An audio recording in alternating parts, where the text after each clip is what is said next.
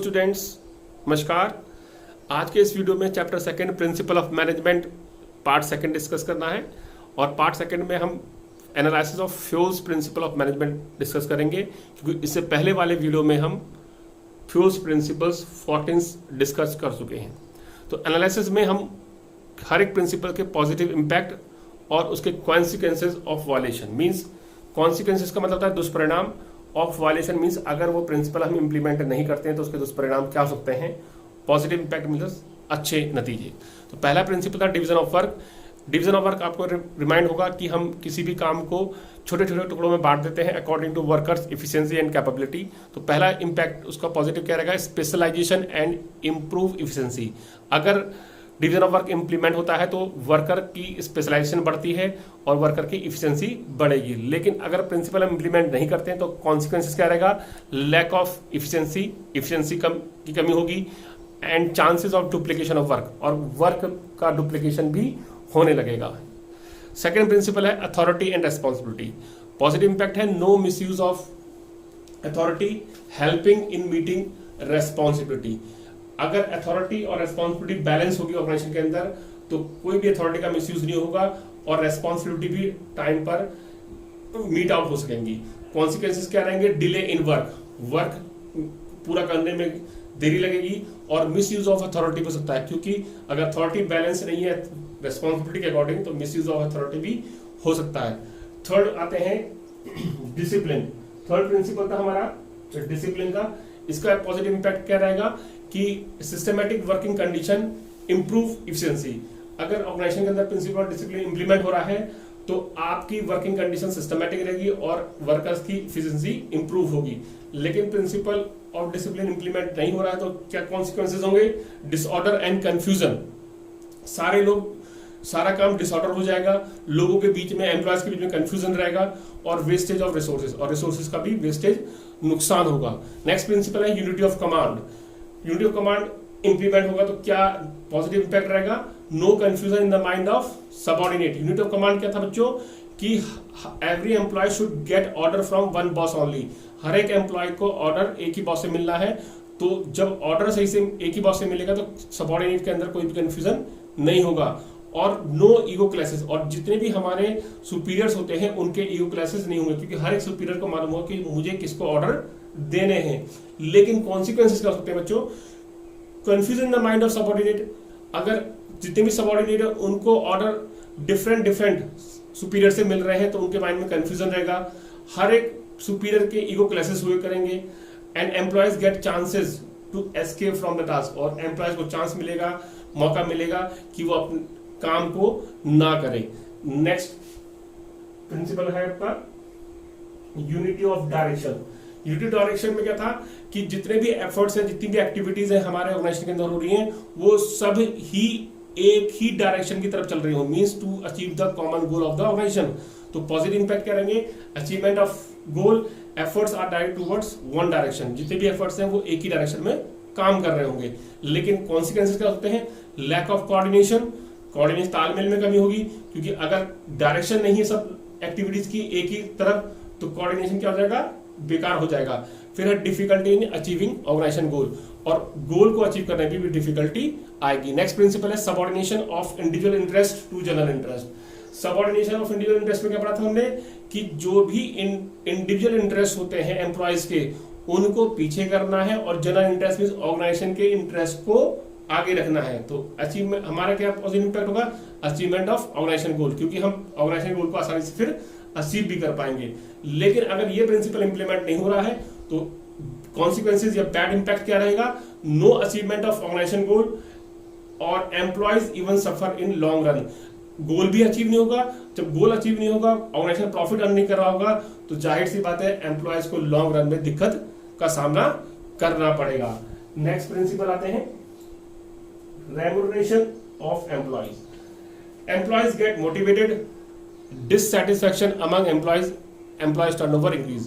जब remuneration of employees में क्या था कि fair remuneration देनी है employees को, और जब fair remuneration मिलेगी तो employees का motivation बढ़ेगा।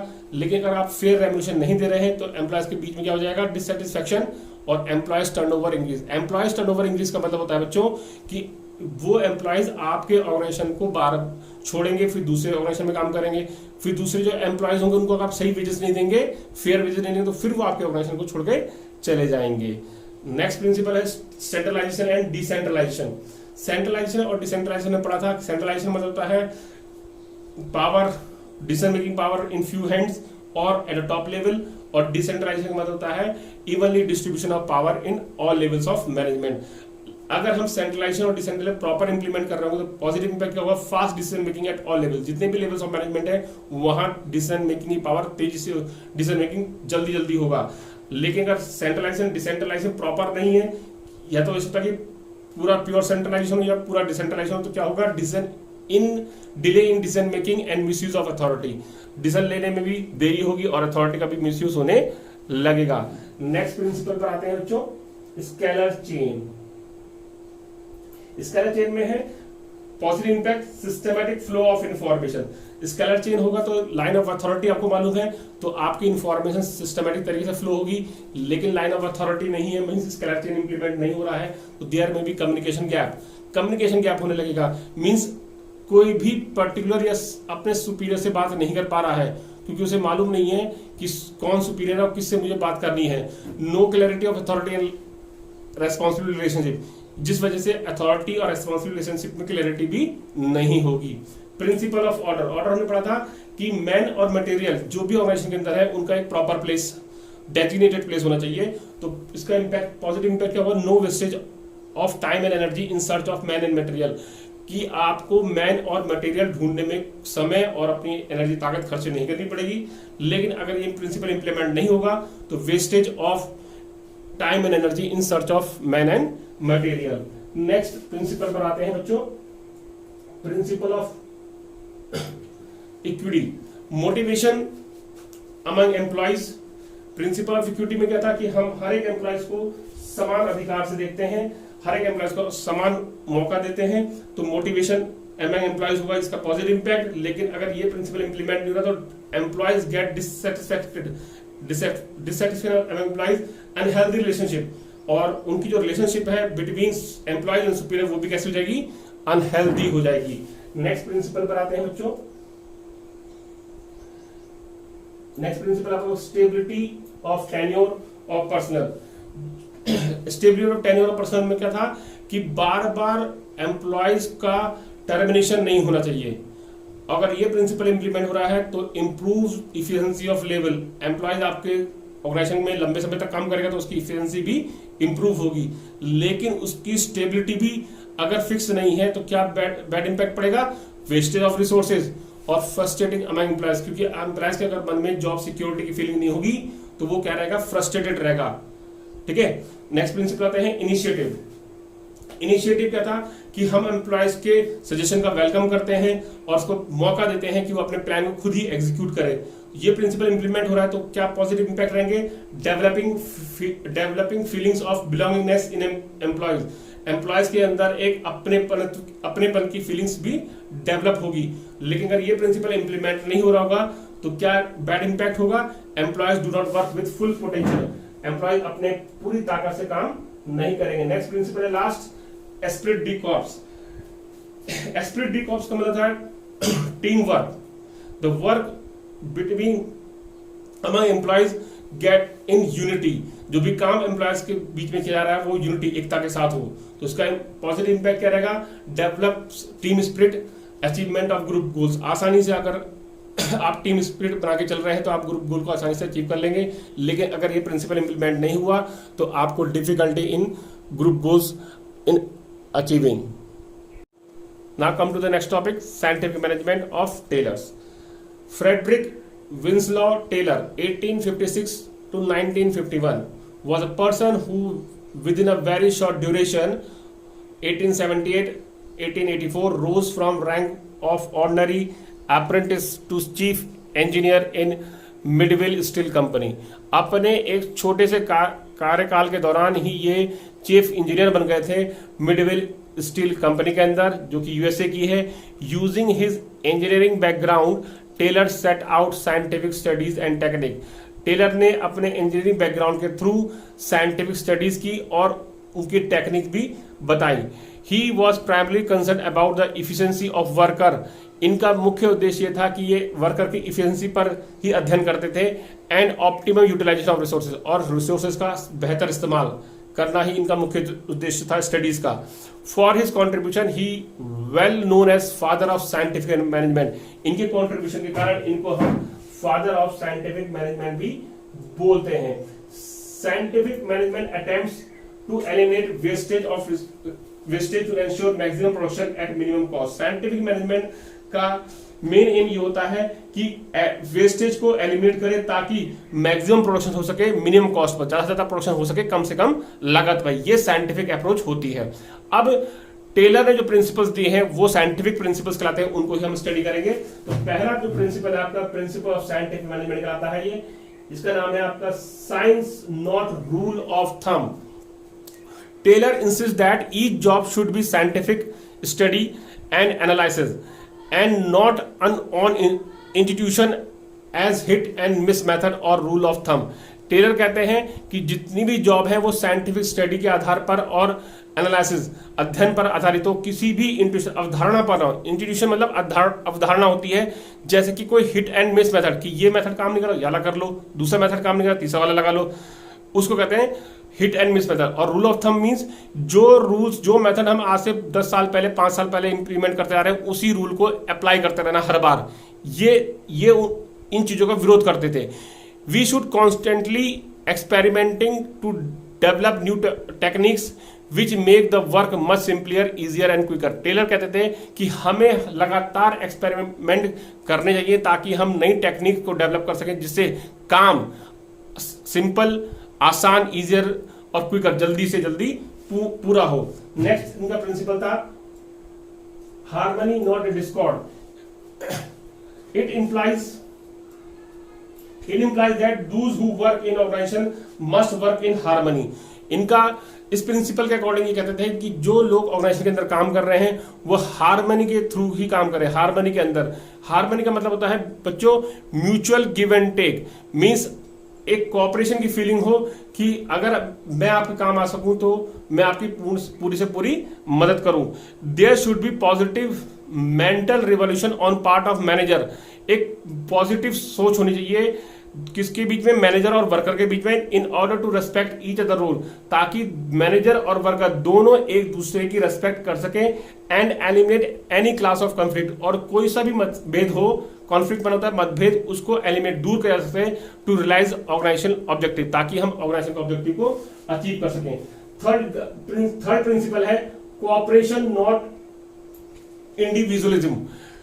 It is an extension of principle of harmony. जो इससे पिछला प्रिंसिपल पढ़ा उसी का ये विस्तार रूप है, नॉट हार्मनी नॉट डिस्कॉर्ड, जो हमने पिछला प्रिंसिपल पढ़ा था। Where by constructive suggestions of workers should be adopted to set the target और स्टैंडर्ड। इस प्रिंसिपल में बोलते थे कि कोऑपरेशन मानता है सहयोग, नॉट इंडिविजुअलिज्म, कि कोई भी काम अकेले व्यक्तिगत रूप पे नहीं हो सकता, उसको कोऑपरेशन की जरूरत पड़ती ही पड़ती। इसलिए जब भी टारगेट और मानक सेट किए जाते हैं, बनाए जाते हैं ऑर्गेनाइजेशन के अंदर, तो उसमें वर्कर का सजेशन सहयोग होना जरूरी है। And at the same time worker should not go on strike, और उसी उपलक्ष्य में वर्कर को भी ध्यान रखना चाहिए वो स्ट्राइक पर ना जाए, मींस अपना काम ना रोके। As both management and worker share responsibility and perform together, दोनों ही मैनेजमेंट और वर्कर एक दूसरे की रेस्पॉन्सिबिलिटी को शेयर करें और मिलकर काम करें। Now the fourth scientific principle is development of each and every person to his or her greatest efficiency and prosperity. Efficiency का मतलब यहां पर बच्चों होता है क्षमता, और प्रॉस्पेरिटी का यहां पर मतलब बच्चों क्या हो सकता है कि आपकी उन्नति, कुशलता, समृद्धि, ये सब बढ़नी चाहिए। It implies development of competency.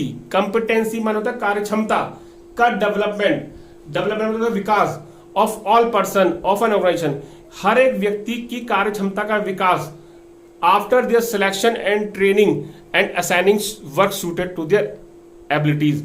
विकास तभी पॉसिबल है आपकी कार्यक्षमता का जब आपका प्रॉपर सिलेक्शन हो, आपको प्रॉपर ट्रेनिंग दी गई हो और आपको वही काम दिए जाए जो आपकी एबिलिटीज के अकॉर्डिंग हो, तभी आप डेवलपमेंट कर सकते हैं। This will increase the productivity by utilizing the skills of workers to the fullest possible extend. इस प्रिंसिपल के अकॉर्डिंग क्या होगा कि हम वर्कर्स के स्किल्स का पूरा यूटिलाइजेशन करेंगे और अपनी प्रोडक्टिविटी को भी आगे इंक्रीज करेंगे। Now come to the next topic, scientific techniques of Taylor. इसी के आगे जो टेलर थे उन्होंने कुछ साइंटिफिक टेक्निक दी थी, उन टेक्निक्स को आगे पढ़ेंगे। तो पहली टेक्निक है इसमें functional foremanship. Functional foremanship is a technique in which planning and execution are separated. Functional foremanship बताते थे कि जो फैक्ट्री होती है उसके अंदर प्लानिंग का डिपार्टमेंट अलग होना चाहिए और एग्जीक्यूशन काम करने का डिपार्टमेंट अलग होना चाहिए। There are 8 type of specialized professional, और हमारे पास 8 टाइप ऑफ प्रोफेशनल्स होने चाहिए जो 4 each under planning and execution. 4 planning के प्रोफेशनल्स हो और 4 एग्जीक्यूशन मीन्स काम करने वाले हों। Who keep watch on all workers to extract optimum performance. और जो 8 के 8 जो स्पेशलाइज्ड पर्सन होते हैं ये वर्कर्स पर निगरानी रखते हैं ताकि हम उनकी परफॉर्मेंस को अच्छे से अच्छे जज कर सकें। बच्चों आपके सामने एक डायग्राम आएगा, इस डायग्राम को मैं आपको दिखाता हूं, थोड़ा सा बड़ा कर देते हैं। ये फंक्शनल फोरमैनशिप है। इसके अंदर पहले फैक्ट्री मैनेजर लिखा है। फैक्ट्री मैनेजर के आपके लेफ्ट हैंड साइड है प्लानिंग इंचार्ज है। प्लानिंग इंचार्ज के नीचे 4 स्पेशलाइज्ड पर्सन है जिसमें लिखा है instruction card clerk, route clerk, time and cost clerk और disciplinary. Production incharge right hand side में है, इसमें स्पीड बॉस है, गैंग बॉस है, रिपेयर बॉस है एंड इंस्पेक्टर है। अब इन्हीं 8 को हमने पढ़ना है, इनकी क्या क्या, इनकी वर्किंग क्या क्या होती है, इनका काम क्या क्या होता है, तो पढ़ते हैं आगे। तो प्लानिंग इंचार्ज में आते हैं हम। पहला है route clerk. Route clerk to specify the exact sequence and route of production. Route clerk का काम क्या होगा, एक पर्सन है जो कि ये निश्चित करेगा कि काम का सीक्वेंस क्या होना चाहिए और उस प्रोडक्शन का सीक्वेंस क्या होना, किस सीक्वेंस में कौन सा काम पहले होना है। Instruction card clerk is responsible for drafting instruction. और इंस्ट्रक्शन कार्ड क्लर्क का काम क्या होगा, ये इंस्ट्रक्शन ड्राफ्ट करेगा, बनाएगा वर्कर्स के लिए, जिन इंस्ट्रक्शन के थ्रू वर्कर्स को काम करना है। थर्ड आता है time and cost clerk. Time and cost clerk to prepare time and cost sheet for each job. हर एक जॉब का समय निर्धारित करेगा और हर एक जॉब की कॉस्ट कितना उसमें पैसा खर्च हो रहा है। Next fourth one is shop disciplinary to ensure discipline and enforcement of rules and regulation among the workers. Fourth जो स्पेशलाइज्ड पर्सन है शॉप डिसिप्लिनरी, या इंश्योर करेगा, सुनिश्चित करेगा कि सारे रूल्स एंड रेगुलेशन इंप्लीमेंट हो रहे हैं, एनफोर्स हो रहे हैं वर्कर के बीच में। अब सेकंड पार्ट में आते हैं जो प्रोडक्शन इंचार्ज होते हैं, वो 4 कौन कौन से हैं। पहला इसके अंदर है gang boss is responsible for keeping tools and machine ready for operation. Gang boss की जिम्मेदारी हमेशा ये रहेगी कि जितने भी टूल्स एंड मशीन है, औजार और मशीन है, वो हमेशा रेडी रहे ऑपरेशन काम करने के लिए। Speed boss is responsible for timely accurate completion of job. Speed boss का काम क्या होगा कि वो ये सुनिश्चित करेंगे कि कोई भी काम समय पर और सही तरीके से खत्म किया जा रहा है। नेक्स्ट है repair boss to ensure proper working condition of tools and machine. Gang boss का काम क्या था कि वो ये सुनिश्चित करें कि सारी मशीन तैयार है, लेकिन रिपेयर बॉस का काम क्या रहेगा कि अगर मशीन में कोई प्रॉब्लम आती है तो वो उसको तुरंत ठीक करके देगा। Now last one inspector to check the quality of work. और इंस्पेक्टर का काम क्या होगा कि वो जब वर्क खत्म होगा, काम कंप्लीट किया जाएगा, तो वो किसी क्वालिटी चेक करेगा। ये पहली साइंटिफिक टेक्निक हो गई। सेकंड आते हैं standardization and simplification. Standardization refers to developing standards for every business activity, whereas simplification refers to eliminating superfluous variety of products or services. Standardization का मतलब होता है कि हम हर एक बिजनेस एक्टिविटी का स्टैंडर्ड मानक स्थापित करें, और सिंप्लीफिकेशन का मतलब होता है कि किसी भी काम में कोई भी जहां वैरायटी ऑफ वर्क ना हो उसे सिंपल से सिंपल किया जा सके। It results in saving cost of labour. इससे क्या होगा, जब सिंप्लीफिकेशन ऑफ वर्क होगा कि ज्यादा वैरायटीज के काम नहीं होंगे, सिंपल तरीके से काम किया जाएगा, तो क्या रिजल्ट होगा, कॉस्ट ऑफ लेबर, लेबर की जो कॉस्ट है, मशीन एंड टूल्स ये क्या हो जाएंगी, कम होने लगेंगी, हम इनको बचाना शुरू कर देंगे। It leads to fuller utilization of equipment, जिससे हम जितने भी इक्विपमेंट को पूरा इस्तेमाल कर सकेंगे, और इंक्रीज इन टर्नओवर, और अपने सेल्स को हम, टर्नओवर यहां पर क्या है, सेल्स के प्रोडक्शन को हम बढ़ा सकेंगे। थर्ड टेक्निक पाते हैं, method study. The objective of method study to find out what best way of doing the job to maximize efficiency in the use of material, machinery, manpower and capital. Method study का मतलब ये होता है कि हम एक best तरीका, सबसे बेहतरीन तरीका फाइंड आउट करें ऑफ डूइंग द जॉब, काम करने के लिए, जिसमें हम अपने मटेरियल, मशीन, मैन पावर की इफिशिएंसी का बेहतर इस्तेमाल कर सके। Motion study in the science of eliminating wastefulness resulting from using unnecessary, ill-directed, inefficient motions by the worker. Motion study में हमें ध्यान रखना है कि जो भी वर्कर या मशीन काम कर रही है उसमें अननेसेसरी या अनप्रोडक्टिव मोशंस को हम एलिमिनेट कर सकें, to identify the best method of work, और ऐसा मेथड अप्लाई करें जिसमें अननेसेसरी मूवमेंट्स ना हो, अनप्रोडक्टिव मूवमेंट्स ना हो, ताकि हमारा समय भी बच सके। नेक्स्ट आता है आपका time study. It determines the standard time taken to perform well defined job. The objective of time study to determine the number of worker to be employed, frame suitable incentive schemes and determine labour cost. Time study का मतलब है कि हम एक standard time को स्थापित करें कि कोई भी काम कितने समय पर खत्म हो सकता है। तो objective of time study to determine the number of workers to be employed, कितने वर्कर्स हमें चाहिए, फ्रेम सुटेबल इंसेंटिव्स, उनके लिए हम इंसेंटिव्स को सही प्लान कर सकें, और डिटरमाइन द लेबर कॉस्ट, और हमारी लेबर कॉस्ट क्या होनी चाहिए, इनको ध्यान में रख के हम अपना टाइम स्टडी को कंप्लीट करते हैं। नेक्स्ट आता है फटीग स्टडी। फटीग क्या होता है, थकान। Fatigue study seek out determine the time and frequency of rest interval. Her manager की ये जिम्मेदारी होती है फैक्ट्री के अंदर कि जो भी वर्कर काम कर रहा है उसके रेस्ट इंटरवल को भी ध्यान दें इन कंप्लीटिंग द टास्क, काम को पूरा करने के लिए। अगर हम लगातार वर्कर से काम कराते रहेंगे तो स्टार्टिंग के आवर्स में तो सही काम करेगा, लेकिन अगर उसे हम रेस्ट इंटरवल नहीं देंगे तो लास्ट के आवर में, मिडिल आवर्स में वो धीरे धीरे अपनी इफिशिएंसी से कम काम करेगा। The rest interval will be enable workers to regain their lost stamina. जो रेस्ट इंटरवल हम उसको देते हैं उससे क्या होता है, वो अपने स्टेमिना को दोबारा से पा लेता है, रिगेन कर लेता है, देयर बाय अवॉइडिंग एक्सीडेंट, जिससे एक्सीडेंट भी कम होता है, रिजेक्शन एंड इंडस्ट्रियल सिकनेस। और इंडस्ट्रियल सिकनेस मींस मजदूर हमारे कम बीमार पड़ते हैं, कम बीमार के कारण हम अपना बेटर सो सकते हैं और बेटर आउटपुट देंगे। नेक्स्ट आता है आपका differential piece wage system. This system links wage and productivity. ये सिस्टम क्या होता है, वेज मजदूरी को और प्रोडक्टिविटी को जोड़ता है। The standard output per day is established. Factory के अंदर जो मैनेजर है, फोरमैन है, सुपरवाइजर है, वो ये निर्धारित करे कि हर प्रतिदिन कितना काम होना चाहिए। Two piece rate are used, और जो वेज सिस्टम है उसके दो तरीके होने चाहिए। हायर, पहला क्या होना चाहिए, higher for those who achieve up to and more than standard output. Higher wage उनको मिलेगी जो कि स्टैंडर्ड आउटपुट को अचीव करते हैं और उस स्टैंडर्ड आउटपुट से ज्यादा काम करते हैं। Such that efficient worker and lower for efficient and slow worker, और लोअर वेज उनको मिल जाइए जो कम काम करते हैं। Thus efficient worker will be rewarded and inefficient will be motivated to improve their performance. Efficient worker को जब ज्यादा मजदूरी वेजेस मिलेंगे तो उसको देखकर जो इनएफिशिएंट वर्कर है, जो कम काम कर पा रहा है, वो भी मोटिवेट होगा अपनी परफॉर्मेंस को इंप्रूव करने के लिए। एग्जांपल के तौर पर बच्चों, सपोज स्टैंडर्ड टास्क, जो हमने टास्क डिसाइड किया है कि 10 यूनिट्स की हर दिन 10 यूनिट्स बननी चाहिए। रेट्स आर, और रेट्स क्या है, ₹50 per unit for producing 10 units, की 50 रुपए प्रति यूनिट मिलेंगे अगर आप 10 यूनिट बना रहे हैं। ठीक है, तो अगर 10 यूनिट बनाएंगे कितने रुपए मिल जाएंगे, 500 रुपए मिल जाएंगे। 50 मल्टीप्लाई बाय 10 और मोर, and ₹40 per unit producing less than, अगर आप 10 यूनिट से कम बनाएंगे तो आपको 40 रुपए प्रति यूनिट के हिसाब से पैसा मिलेगा। सपोज करो मैंने 9 यूनिट्स बनाई तो 40 इंटू 9 4 36, 360 रुपीज मिले। Got it. लेकिन अगर आप 10 यूनिट्स बना रहे हैं तो आपको कितने मिलेंगे, 50, 10 रुपए का आपको यहाँ पर फायदा हो जाएगा। Suppose worker A produce 11 units, he gets ₹550। कैसे, 11 यूनिट्स बना रहा है, मल्टीप्लाई बाय 50 पर यूनिट्स, तो 550 रुपए आ गए।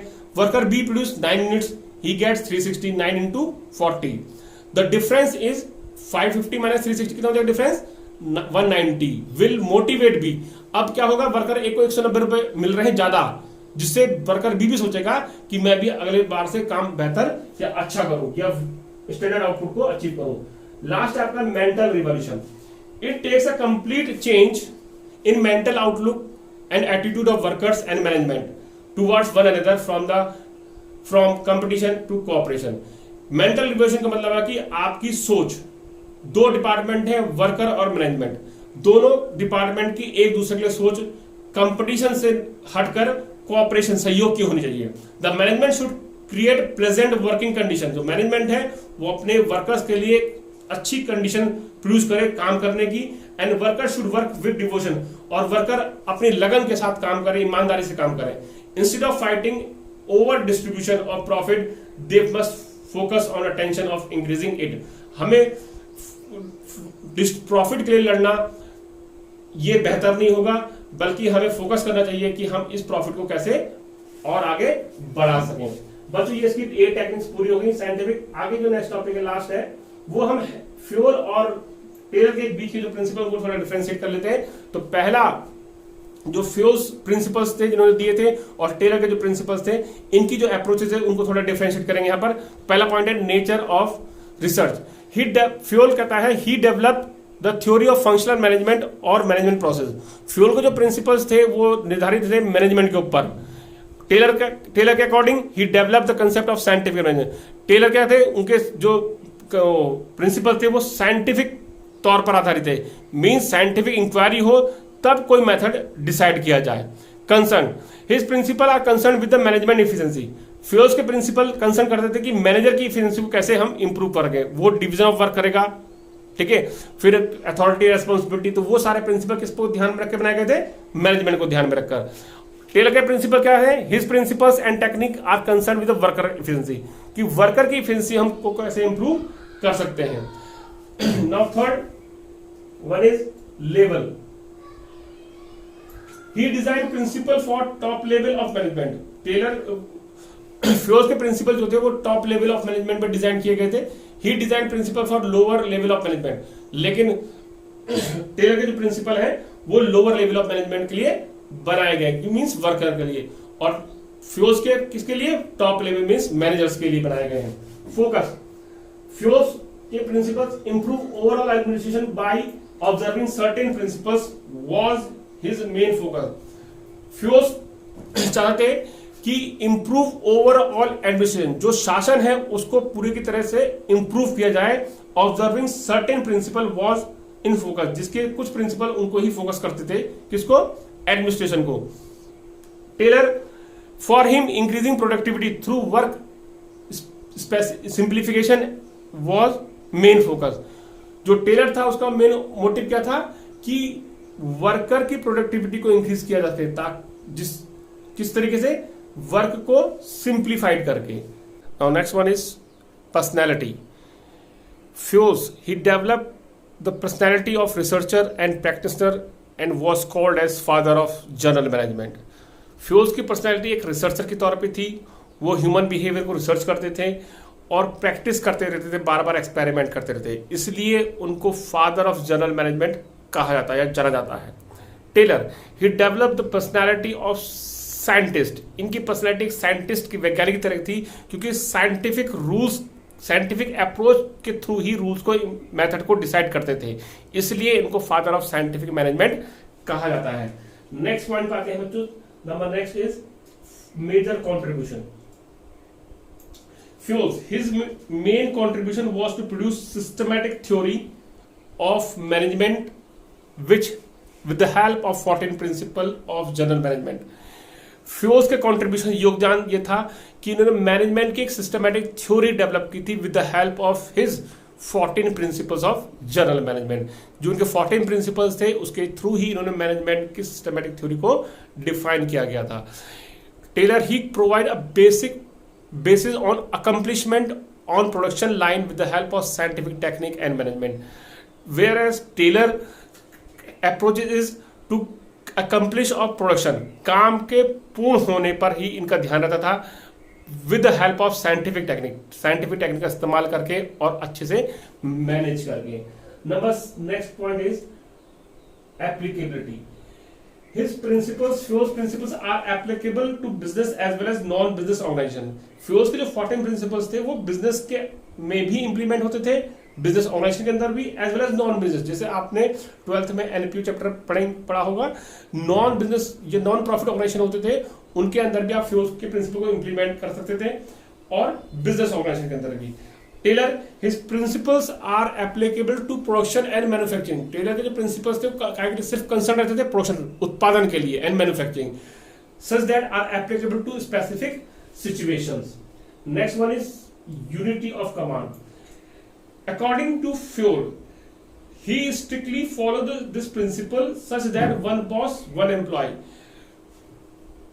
Fio कहते थे कि जो यूनिटी ऑफ कमांड है वो स्ट्रिक्टली फॉलो होना चाहिए, जिसमें एक बॉस सारे एम्प्लॉयज को रूल इंस्ट्रक्शन देता था, लेकिन टेलर के according he did not follow this principle. Taylor इस प्रिंसिपल को फॉलो नहीं करते थे। वो कहते थे मिनिमम 8 बॉस होने चाहिए।